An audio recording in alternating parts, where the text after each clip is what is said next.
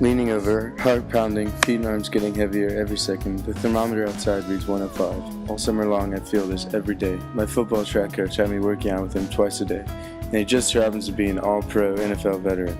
Imagine the most intense, feel like you might faint workout. I had to do that every day.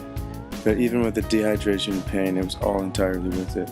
It took me 4 years to get to this point. It's a cool, overcast spring day with winds coming from the northeast. Usually I'm in my peak physical condition, yet looking around I'm the smallest and shortest guy there. Being only 5'10", I've already had a hard time establishing a presence. Most of the guys around me are at least 6'2" and have wingspans like an albatross.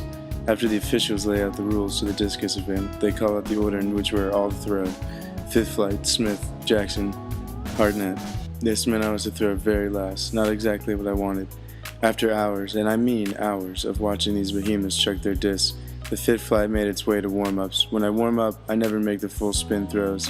I stand at the front of the ring and only throw from there.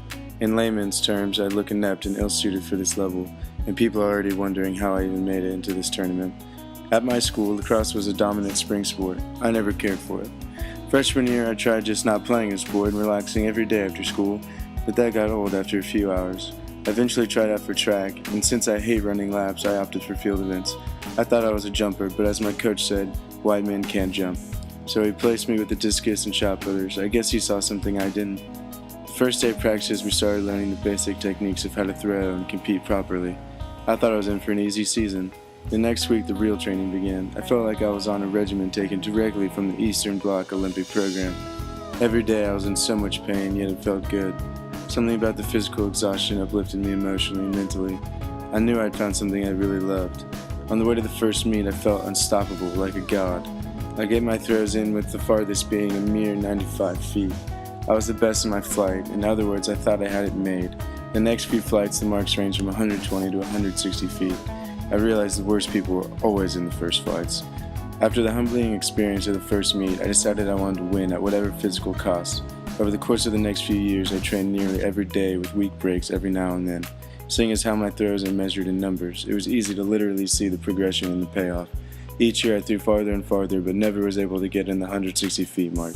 Since I lack long arms and legs, I also lack bodily torque, thus making it harder to throw farther.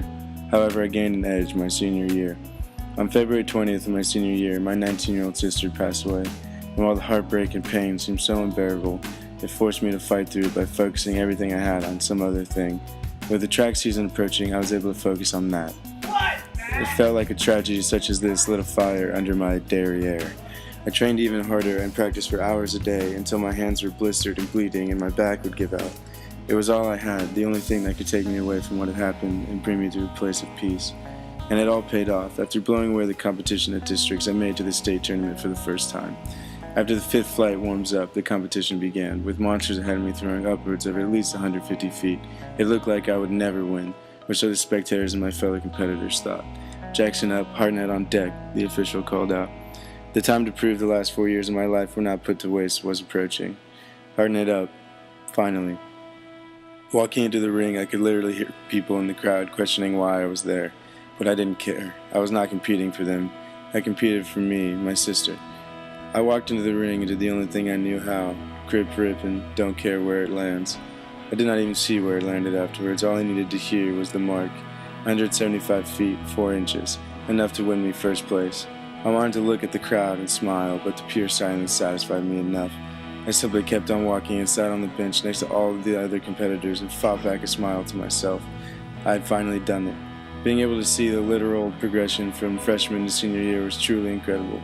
The culmination of everything to a single point in my track career cannot be matched by anything, and the fact I was able to win for myself through hard work makes it that much more satisfying. I also did not mind putting down a few stereotypes along the way.